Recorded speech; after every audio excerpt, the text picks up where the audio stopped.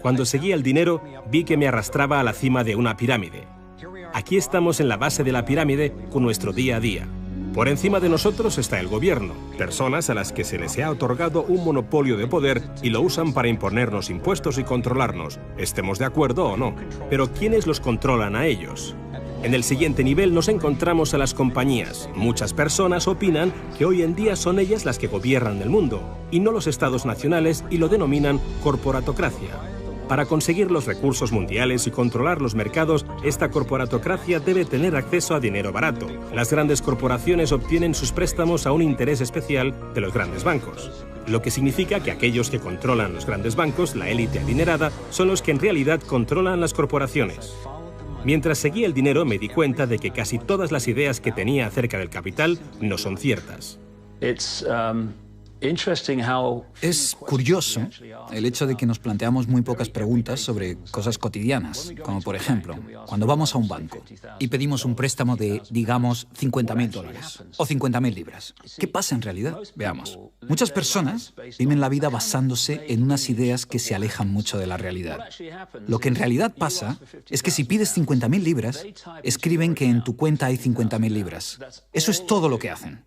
No acuñan monedas ni imprimen billetes. No recurren a ningún metal precioso. Simplemente escriben en una pantalla de ordenador que tu cuenta tiene 50.000 libras. Desde ese momento, empiezas a pagar intereses sobre una cantidad de dinero que nunca ha existido, que no existe y que no existirá.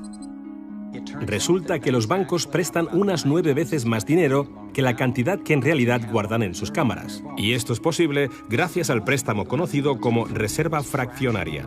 Funciona de la siguiente manera. A la Reserva Federal, o al Banco Central de cualquier país, se le permite determinar la cantidad de dinero que un banco debe tener en sus reservas. En los Estados Unidos, ahora mismo es más o menos un 10%. Así que si depositas $10.000 en el banco separa el 10%, es decir, $1.000, y luego opera en el mercado con el resto. Por ejemplo, ahora llega otra persona al banco y pide un préstamo de $9.000 para comprarse un coche. En ese momento, el banco presta $9.000 del depósito que tú habías creado. Los $9.000 desaparecen. Entonces, la persona que solicita el préstamo paga al vendedor del coche y éste ingresa la cantidad en otro banco que forma parte del mismo sistema bancario central. Estos $9.000 se consideran un nuevo depósito y así continúa el proceso sucesivamente. El dinero se vuelve a depositar y se vuelve a prestar hasta que el depósito inicial de $10.000 se convierte en $100.000. El sistema bancario acaba de crear $90.000 simplemente prestando el dinero. Aparentemente todo empezó con los orfebres del siglo XVII, cuando la gente acudía a ellos para comerciar con oro. El oro era muy pesado para llevarlo de un sitio a otro, así que la gente comenzó a guardarlo en cámaras y comerciaba con recibos. Aquellos recibos fueron los primeros billetes. Como solo unos pocos retiraban su oro en momentos determinados, los dueños de las cámaras, básicamente los nuevos banqueros, empezaron a crear recibos de oro que en realidad no tenían. Entonces prestaban esos recibos y les aplicaban unos intereses al dinero prestado, al oro, que en realidad no tenían. Así nació nuestro sistema de reserva fraccionaria. En este sistema, los banqueros consiguen hacer dinero de donde no hay nada, mientras que el resto de nosotros tenemos que trabajar para ganárnoslo. Esto ha provocado una forma moderna de servidumbre donde la masa de la sociedad trabaja para pagar su deuda con los bancos.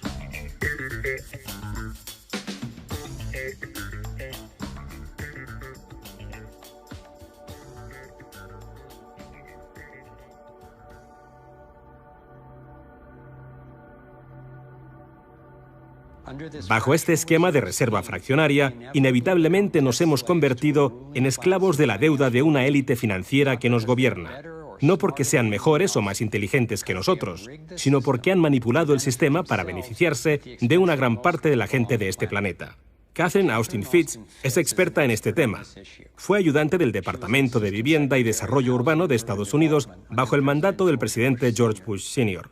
y luego asesora de la administración de Clinton.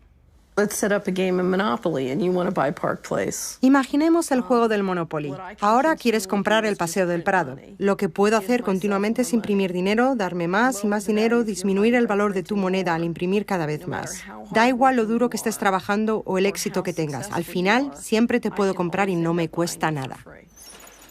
Pero ¿cómo se explica que si vosotros o yo mismo fabricamos billetes, se nos acuse de falsificación? Pero si lo hacen los bancos, entonces sea un incremento de la masa monetaria. ¿Cómo han conseguido los bancos este poder? Esto es Jekyll Island, donde en 1910, representantes de los Rockefeller, los Rothschild, los Morgan y otros banqueros privados se reunieron en secreto para preparar la legislación que crearía la Reserva Federal. Ed Griffin se encargó literalmente de escribir un libro sobre lo que pasó en Jekyll Island. Los bancos centrales son como carteles bancarios, quienes se han asociado con los respectivos gobiernos de los países donde operan y se les ha otorgado un poder monopolístico sobre la creación del suministro monetario del país. Eso fue lo que los políticos les ofrecieron como regalo, se podría decir, a cambio de la asociación. Y a cambio, ¿qué ofrecen los banqueros a los políticos? Les prometen crear dinero de la nada, ahora que tienen esa potestad para hacerlo cada vez que el gobierno lo necesite. Y desde 2008 hemos presenciado la mayor impresión de dinero falso de la historia. La prestidigitación financiera disfraza los costes, esconde a quien debemos culpar y nos deja como esclavos de la deuda trabajando para pagar las facturas. Me ha chocado el hecho de que en el mismo año en que se creó la Reserva Federal, en 1913, se creara también el Servicio de Impuestos Internos, y desde entonces se estableció el impuesto sobre la renta. Así que todos nosotros tenemos que pagar la deuda de los políticos con intereses a los banqueros. El problema es que tenemos un sistema bancario privado y centralizado en los Estados Unidos, disfrazado de sistema público. Si buscas en la guía telefónica de aquí de Washington, en el área de DC, si buscas por la Reserva Federal, en las páginas azules gubernamentales, ahí no aparece nada, sino que aparecen las páginas blancas, justo al lado de Federal Express. Es un banco central y privado. ¿Cuál es la relación adecuada, cuál debería ser la relación adecuada entre el presidente de la Reserva Federal y el presidente de los Estados Unidos? Bueno, primero debemos dejar claro que la Reserva Federal es una agencia independiente. Y eso significa, básicamente, que no existe ninguna otra agencia del gobierno que pueda anular las acciones que emprendemos.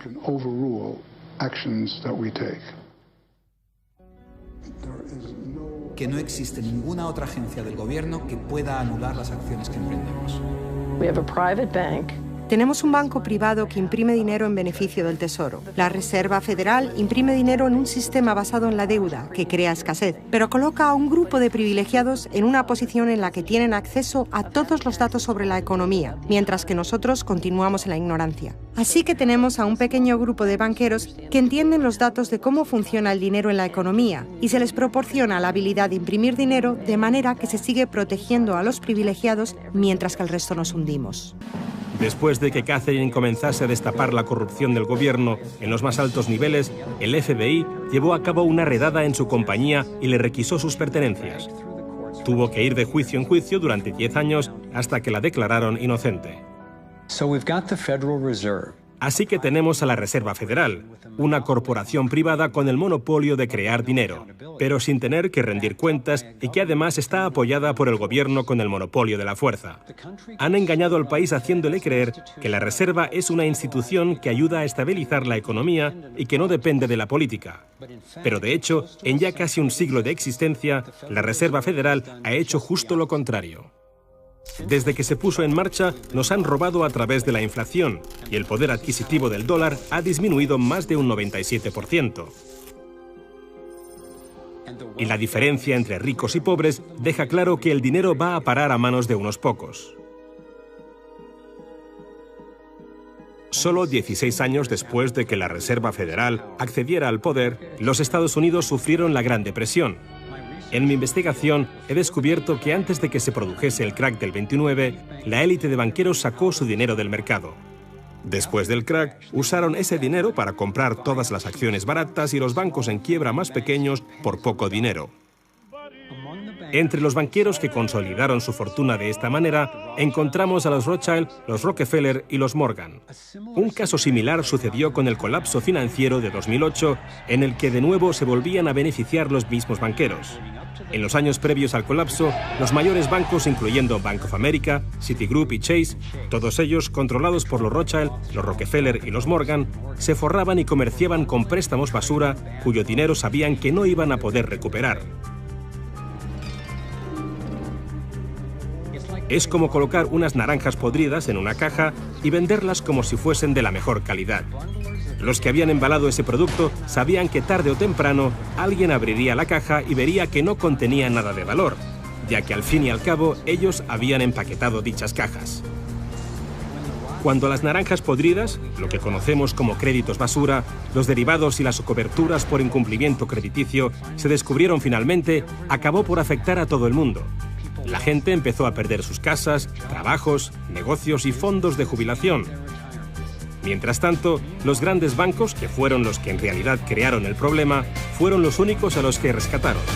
¿Y eso por qué? ¿Por qué iba la Reserva Federal a dar a los bancos billones de dólares aunque la mayoría de los estadounidenses estuviera en contra de que los rescatasen? ¿Y por qué no ayudaron a los más necesitados en vez de ayudar a los que perpetraron el colapso financiero? Mi investigación me llevó a la conclusión de que las mismas personas que crearon la Reserva Federal, los Rothschild, los Rockefeller y los Morgan, todavía la controlaban y utilizaban esta estructura para salvarse a nuestra costa.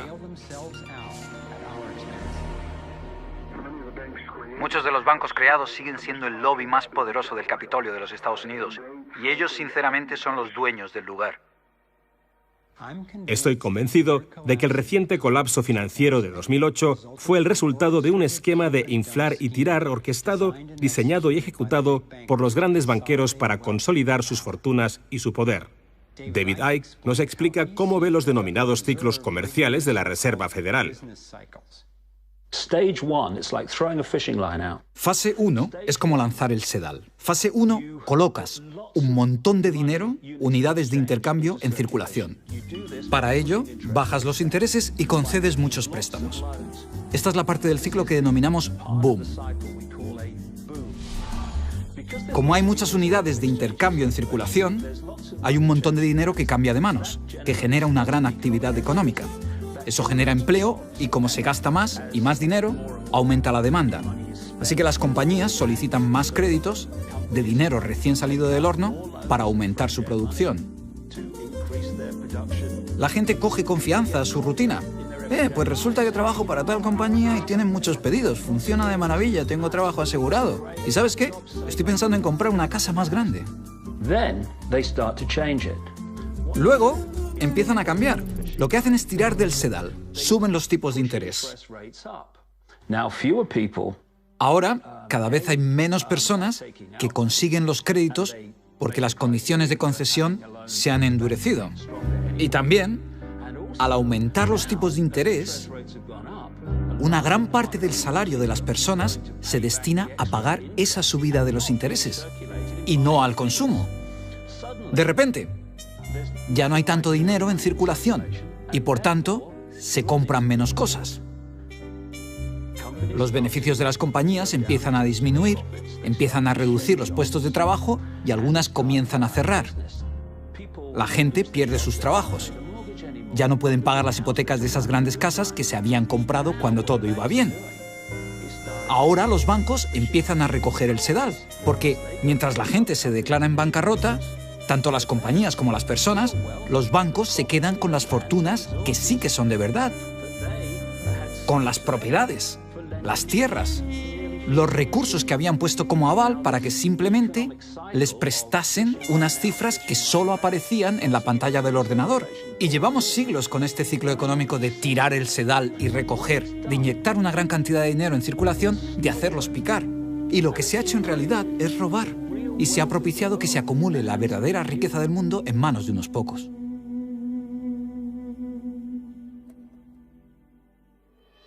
Cuando tengamos éxito, y lo tendremos, tendremos una oportunidad real de conseguir este nuevo orden mundial. Se trata de un nuevo orden mundial con retos completamente diferentes. Se puede crear un nuevo orden mundial. Es una gran oportunidad.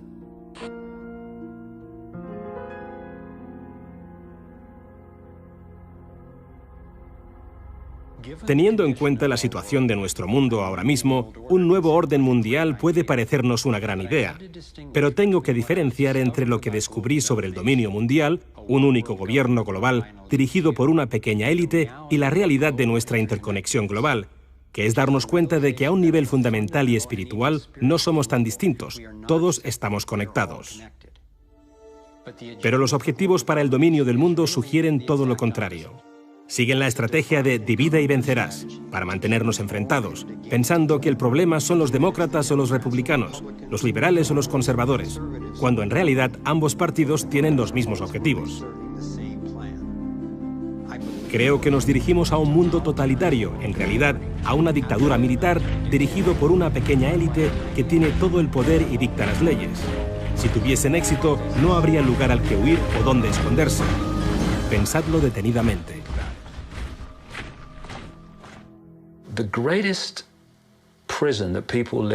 El miedo a qué piensan los demás es la mayor prisión en la que vive la gente. Lo que me pasó a mí como resultado de toda la ridiculización que sufrí fue que dejé a un lado ese miedo a qué puede pensar la gente de mí. Y cuando lo haces, te das cuenta de que hasta ese momento has estado viviendo en una cárcel.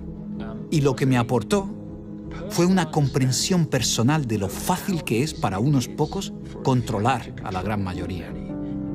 Lo único que tienes que hacer es dictar las normas de la sociedad.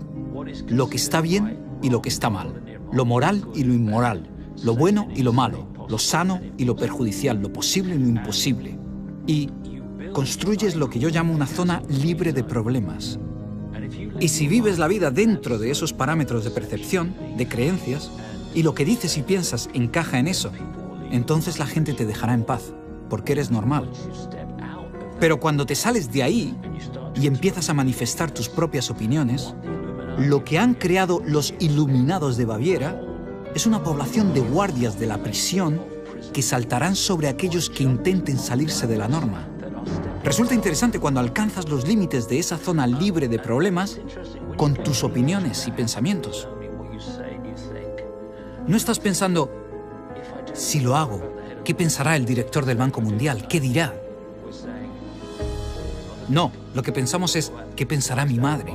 O los tíos del bar o mis compañeros de trabajo, ¿qué dirán? Y lo que han conseguido los iluminados de Baviera, al crear estas normas, es un ejército enorme de personas que se imponen dichas normas las unas a las otras.